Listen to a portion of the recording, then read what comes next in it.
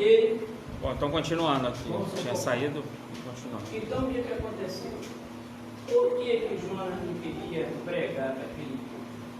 Eu não li bem a história do povo de Nínive, não, mas prometo estudar um pouquinho, mas pelo que eu tenho conhecimento, esse povo de Nínive era um povo cruel, o povo que pegava os cristãos. Eu queria ter um conhecimento com certeza, mas eles pegavam o cristão, vazavam com um lado, a outro com a espada, o outro diz que um povo cruel. Então, o que acontece com nós humanos? Nós temos a nossa visão. Errou, vai pagar, vai para fora, vai para a cadeira elétrica, não quer nem conversa. Mas, o que acontece? A visão de Deus é totalmente diferente da nossa. Exatamente. A visão de Deus não é a nossa visão. E aquele povo é um povo cruel, e Jonas não queria ir lá por causa disso. Entendeu? Então, mas Deus precisava cumprir a palavra dele. Vai lá, Jonas, fala para o povo. Se eles se converter, você prepara. Então foi o que aconteceu. Então Jonas colocou um monte de pretexto, quando Jonas não estava com medo nem um pouco. Senão ele não tinha falado, ele joga lá no mar, mas não foi nada disso. Então o que aconteceu? Mas o propósito de Deus precisava ser cumprido. Promessa de Deus. Quando Deus, eu já ouvi de um pregador que quando Deus tem uma missão para uma pessoa, aquela missão precisa ser cumprida. E quem tem que levar aquela mensagem é aquela pessoa.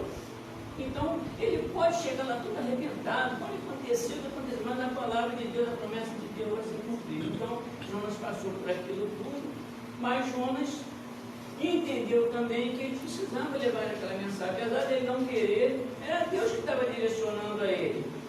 Apareceu um peixe, de repente, engoliu ele. Moral da história. Ele não falou muito. Chegou lá, pá, jogou a palavra e o povo se arrependeu. Era tudo que o povo precisava. Era tudo que Deus precisava. Levar o homem lá para falar, porque Deus não podia falar face a face com eles. Então Jonas simplesmente falou em poucas palavras e o povo se arrependeu. Porque Deus, para analisarmos bem, Deus, ele sempre trabalha em cima do conserto, e nós observamos desde lá do Jardim do Éden, a gente pode acompanhar direitinho, Deus trabalha em cima do conserto. No momento que o homem se arrepende, aí é que Deus entra com a providência. E olha que história que nós temos hoje aqui. Olha que história. Sabe o que é? Honra e glória de Senhor.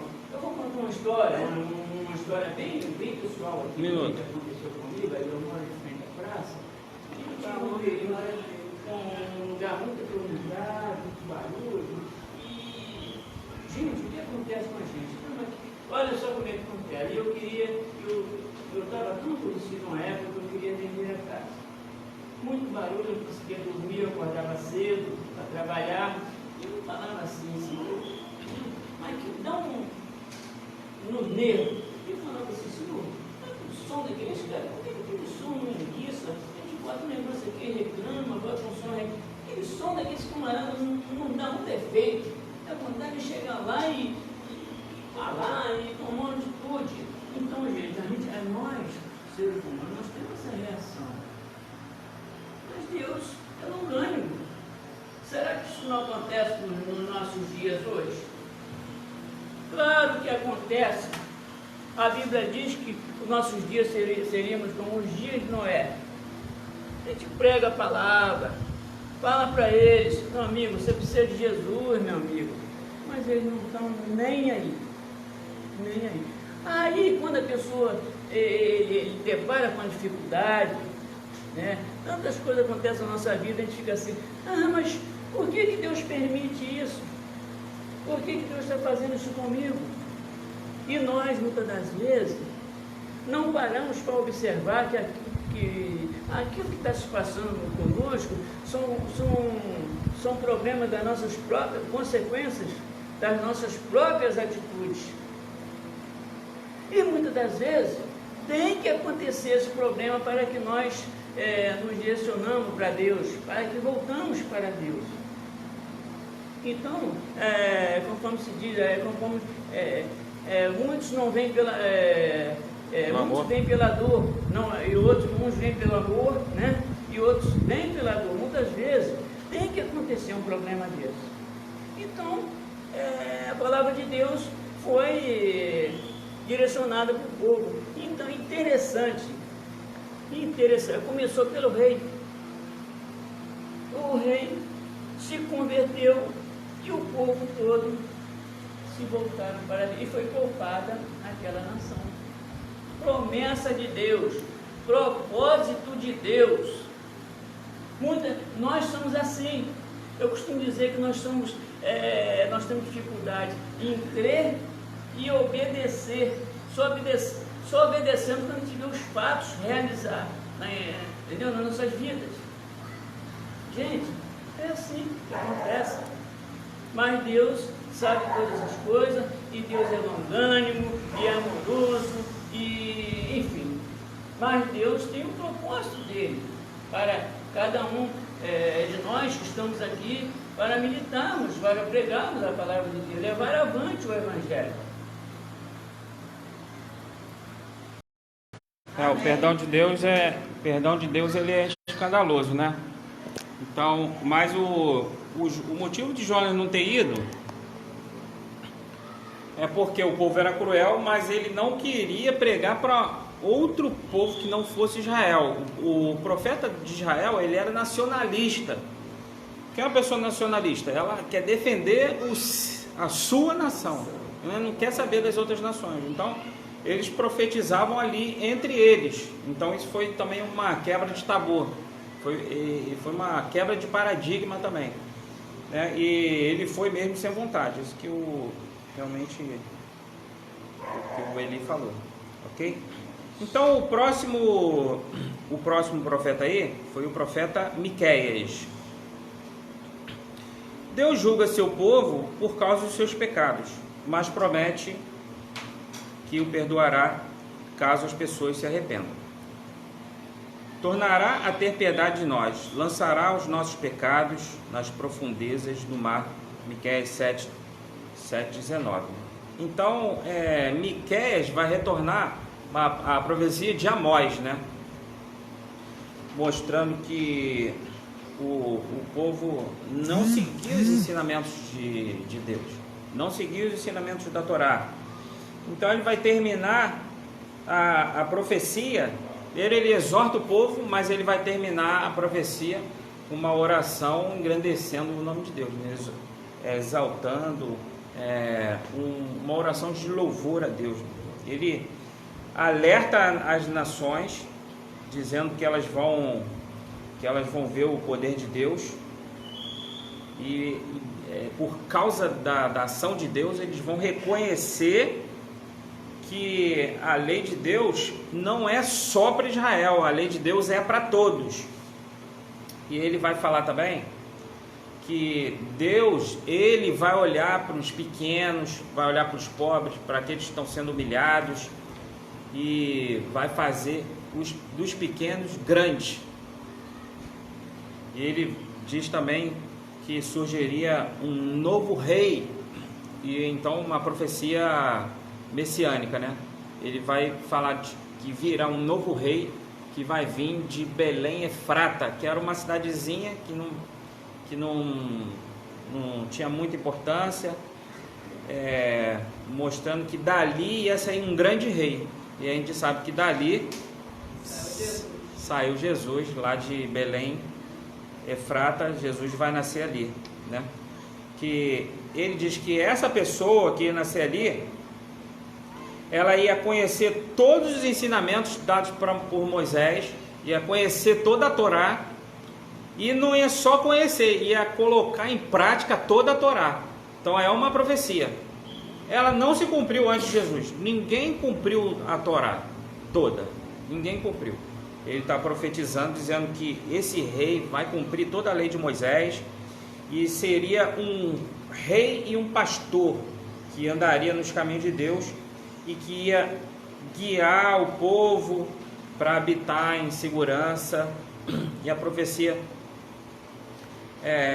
de Miqueias, ela aponta para Cristo, não só a de Miqueias, como quando Cristo está conversando com os discípulos em Emaús, diz que ele vai conversando com os discípulos, mostrando que todos os profetas, todas as profecias apontavam para ele, né? Então esses resumos, eles são importantes para a gente entender em que época que as coisas estão acontecendo, ok? Depois de Naum, vem o profeta Naum, né? E Naum, ele vai continuar pregando em Nínive, né? Jonas pregou, Nínive se arrependeu. E só que um século depois, o que vai acontecer? Nínive vai continuar fazendo os mesmos pecados de antes.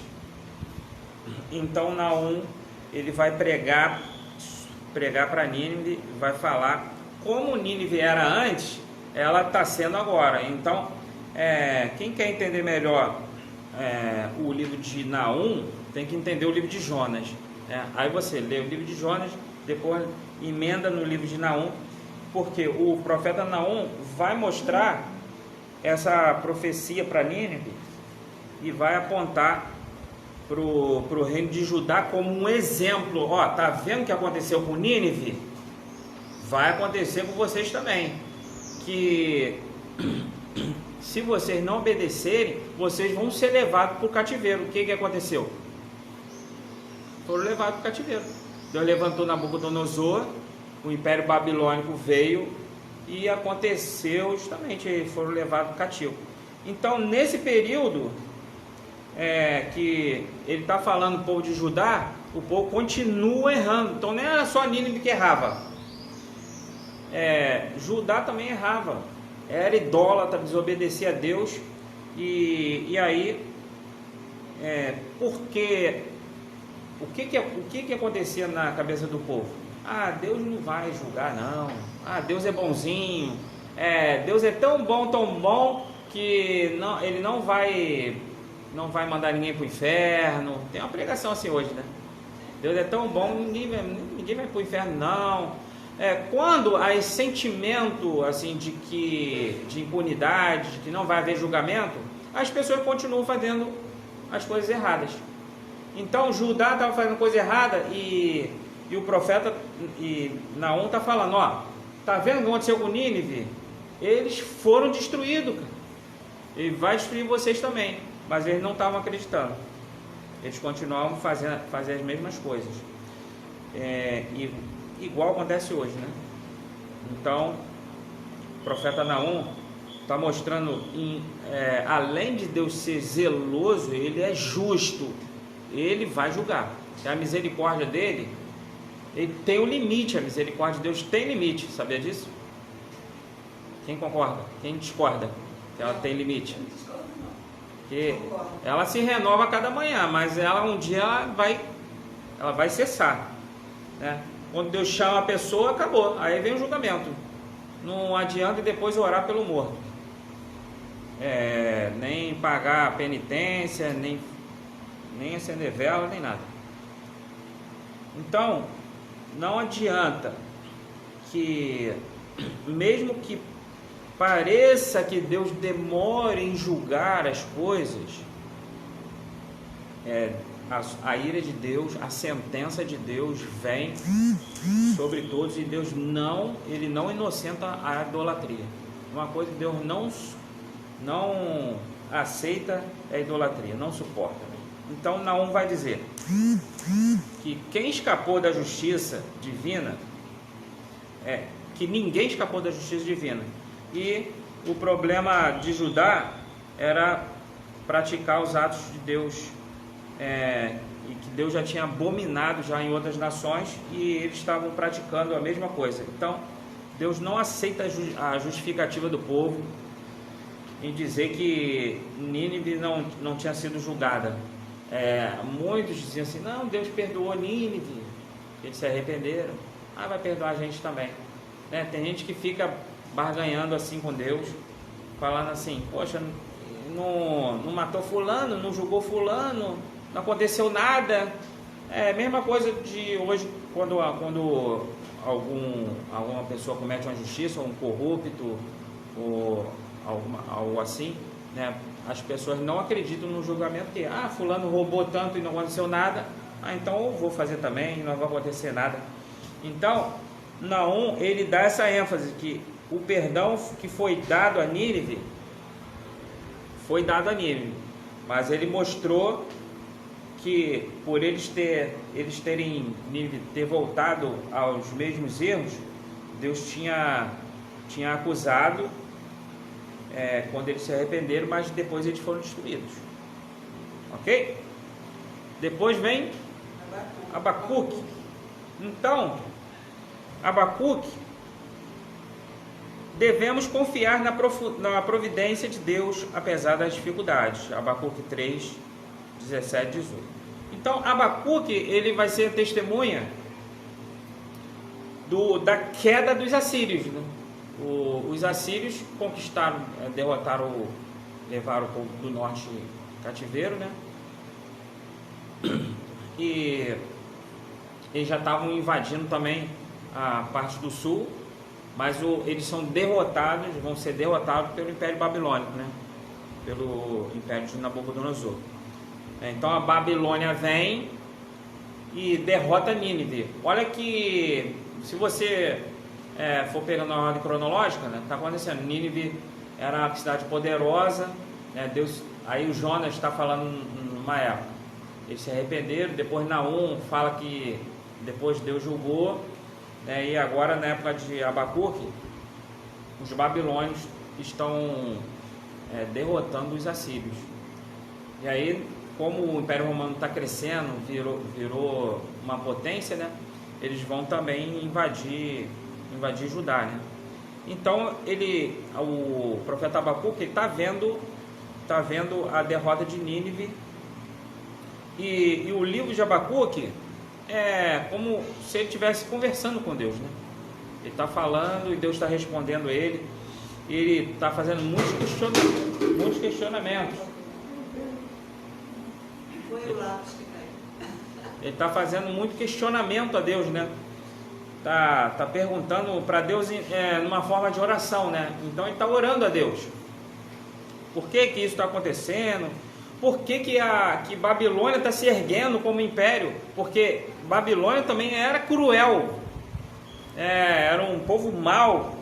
E Abacuque está falando, por que está levantando Nabucodonosor como homem poderoso? Ele está questionando a Deus, né? O Abacuque era muito observador, e após ele analisar tudo, ele abre o coração para Deus, e Deus mostra para ele o que ia acontecer, qual era o propósito dele. Por causa da maldade do povo de Judá, Deus vai levantar a Babilônia e vai fazer Judá cativeiro. Então foi Deus que levantou Nabucodonosor. Fica claro pelos profetas. Depois vem o profeta Sofonias. Deus não protege Israel somente por ser seu povo. É preciso ser fiel. Então, Sofonias, ele vai falar aqui sobre a grande ira de Deus, mas também vai falar sobre a restauração, sobre a salvação de Deus. E o profeta Sofonias, ele vai falar que esse julgamento, ele é universal. Esse julgamento não é só para Israel, não é só para uma nação ou outra. Ele vai falar que o julgamento de Deus, ele é universal, e vai alcançar também o povo de Israel, o povo de Judá, porque o judeu achava que eles eram a menina dos olhos, né? Então Deus ia só castigar só os outros povos em volta. Então o Sofonias está falando, o juízo de Deus vem sobre todos, inclusive sobre vocês, e a redenção também, a salvação, vem para vocês e para todos os povos. Aí começa os profetas a falar sobre essa redenção que é o universal para quem fosse fiel a Deus, né? Ele fala da ameaça aos outros povos, mas também que vai chegar para ajudar. Então, o resumo de Sofonias: o juízo e a salvação é para todos, o que os judeus não acreditavam muito, né? Então, a partir de certo ponto, aí vai começando a ficar claro pro povo judeu que a graça de Deus, ela se manifestava para todos. Porque lá na antiguidade, na Torá, dizia que o povo não se misturar, que Israel era o povo dele, né? E quem servia ao povo de Israel era só os israelitas, mas outras pessoas iam se juntando, né? Se convertendo ao povo de Deus, iam se juntando. Esses que vinham de outro povo eram chamados de prosélitos, né? Eles iam se juntando também e eles eram aceitos. Muitos profetas falam sobre isso, aqueles que iam se achegando. Ageu: Deus deve ser prioridade na vida do seu povo. Então, Ageu, ele vai mostrar que as pessoas, elas estão servindo a Deus, mas elas dão mais ênfase, mais importante nas coisas negativas do que nas promessas positivas, nas coisas boas que Deus prometeu. As atitudes das pessoas são muito negativas, que ela está focada só nas coisas ruins. As coisas ruins acontecem, mas você não pode estar focado nas coisas ruins. Tem que focar nas coisas boas e nas promessas que Deus faz também. Então a atitude negativa desmotiva a pessoa. A pessoa fica focando em ela, desmotiva ela e desmotiva as pessoas que estão em volta dela. Então desmotiva o povo todo. Então o objetivo é que a pessoa cumpra aquilo que Deus ensinou para ela. O servo de Deus, ele tem que obedecer a Deus e tem que trabalhar na causa de Deus para todos. Então, no momento em que o povo estava ali, tinha voltado do cativeiro, estava lá reconstruindo a cidade, reconstruindo o templo, é a época que Ageu está falando. Então, a mensagem do profeta Ageu era: valorize as coisas boas, não fica lembrando. O povo tinha voltado do cativeiro, estava reconstruindo, mas eles estavam lá: mas poxa, aconteceu lá, a gente sofreu muito, a gente perdeu tudo, aqui olha só, está tudo destruído, fica só murmurando. A pessoa está reconstruindo, está trabalhando na obra de Deus, murmurando. A pessoa está trabalhando na obra de Deus e murmurando que as coisas que aconteceram, e eles estavam brigando entre eles mesmos, o povo judeu brigando. Então o profeta Ageu está falando: parem de brigar, vão focar nas coisas boas. Olha como é que está ficando o tempo, chegando no final, não ficou nem perto do como era, né? Então, os anciãos lembravam do templo antigo e choraram, né? Eles não choraram de emoção, choraram de tristeza, porque ficou tão distante como era o tempo. Mas eles deviam focar nas coisas, valorizar as coisas boas. Ok?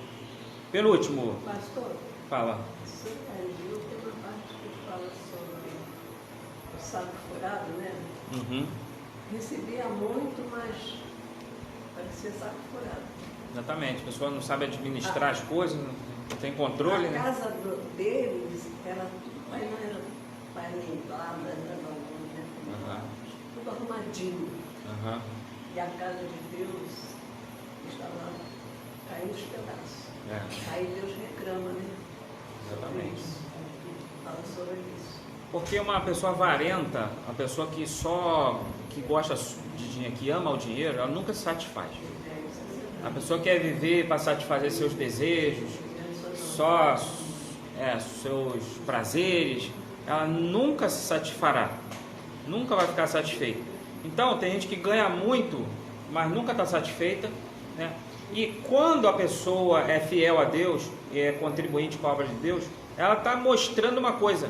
Ela está falando que o dinheiro não controla ela, está falando que ela é avarenta.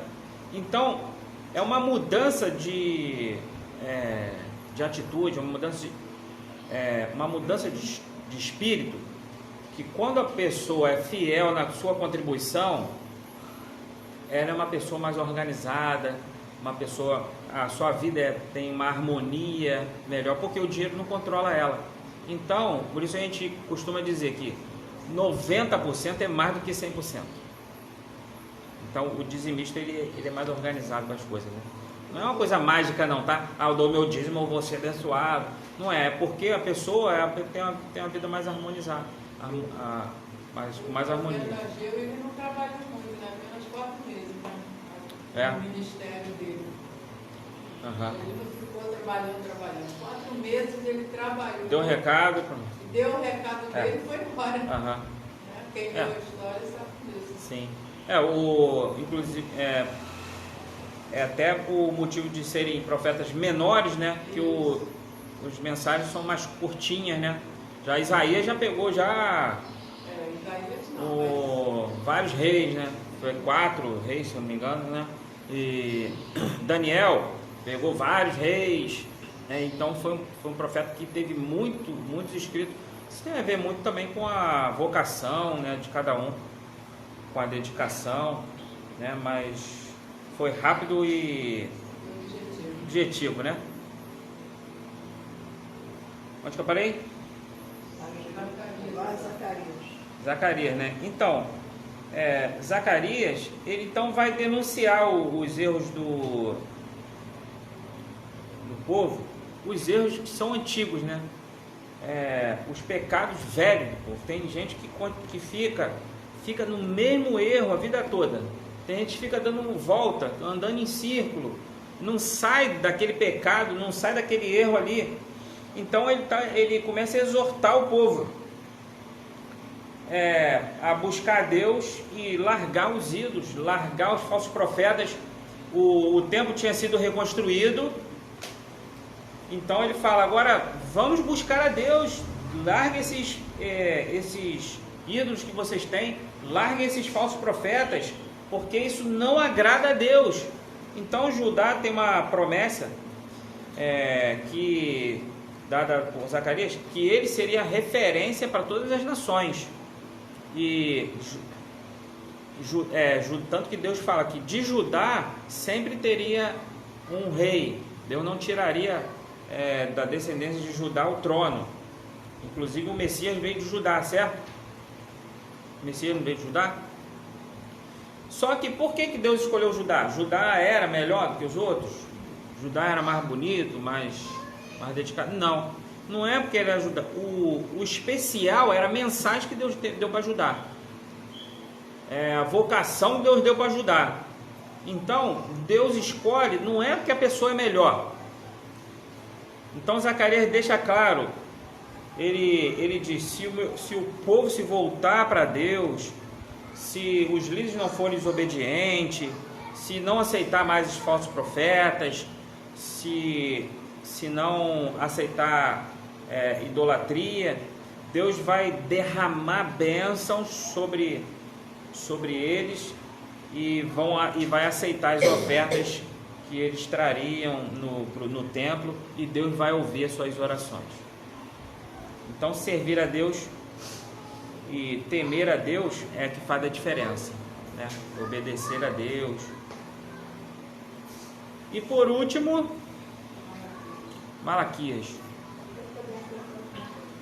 Malaquias adverte que o homem deve honrar a Deus da seguinte forma: respeitando o culto que presta a Ele, crendo na justiça de Deus, sendo fiéis nos dízimos e nas ofertas. Bom, Malaquias, ele é conhecido como o texto que fala sobre o dízimo, né? Quando fala em Malaquias, todo mundo lembra do termo do dízimo, né? Mas a gente tinha que conhecer outros textos de Malaquias, a mensagem que ele fala, que ele não está falando só sobre dízimo, né? Mas na época de Malaquias é a época que o templo o templo foi levantado, né? Foi reconstruído. E eles restauraram o sacrifício. O altar lá começou a funcionar de novo. O altar está existindo de novo. As pessoas estão levando lá o sacrifício novamente, porque isso não estava acontecendo durante quantos anos? 70 anos, né? Eles não estavam no cativeiro. Então isso não acontecia, não existia sacrifício mais. Agora o templo foi levantado, eles começaram a fazer de novo. E então ele está sendo usado, os sacrifícios estavam sendo feitos, mas o sacrifício estava sendo de forma errada. Aí ele começa a exortar. Por quê? Porque ele começa a denunciar que os sacerdotes estavam enganando o povo, os sacerdotes estavam ficando com oferta, estavam levando os sacrificiais, estavam pegando a melhor parte para eles. Então ele começa a sofrer por causa disso, né? Começa a chorar, e o povo estava aceitando isso como se fosse normal. Então às vezes Deus levanta o profeta para denunciar a coisa errada, né? E assim hoje também no meio da igreja tem lugar aí que tem pastores fazendo barbaridades aí, o povo vai aceitando. Deus tem que levantar um profeta no meio lá, se está saindo do caminho de Deus. Alguém tem que sofrer, tem que levantar e tem que denunciar. Então, junto com isso, estava acontecendo lá, até com os sacerdotes, né? Estava acontecendo idolatria, estava acontecendo adultério, julgamento falso, estava acontecendo desvio, injustiça social, tinha gente sendo explorada. Então Malaquias exorta o povo que vai haver um tempo de misericórdia, mas esse tempo de misericórdia vai chegar ao fim, vai chegar um dia de julgamento. Okay? Na parte dos dízimos ele está falando, vocês estão vendo o tempo precisando de mantimentos, de sustento, né? E ele exorta o povo também, vocês têm que trazer ajuda para poder reconstruir o templo de vocês. A casa de vocês, só querem a casa de vocês bonita? Foi? E a casa de Deus? Então ele exorta isso também. Então devemos agradecer a Deus pelos profetas menores, que assim como os outros foram usados por Deus num momento de dificuldade e de grande frieza espiritual na vida do povo de Deus. Então a gente tem que conhecer assim, esse é só um resumo, né? Como disse a irmã lá em São Basílio, uma pincelada, né? Para a gente entender assim, que cada profeta está inserido dentro de um contexto, dentro de uma época que a história está sendo contada lá no livro de Reis, no livro de Crônicas, para a gente, porque às vezes você lê só o profeta menor, aí você fica boiando. Você tem que entender qual época que ele está falando. Você pega uma livro de comentários, aí quando você abre lá, quando você está lendo um texto, profeta menor, ali do lado ali vai estar citando outros textos.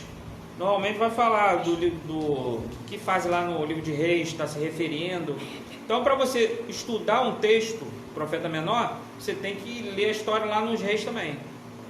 Você vai dar uma aula sobre Naum, então você tem que ler lá o que estava acontecendo lá no livro de Crônicas, no livro de Reis.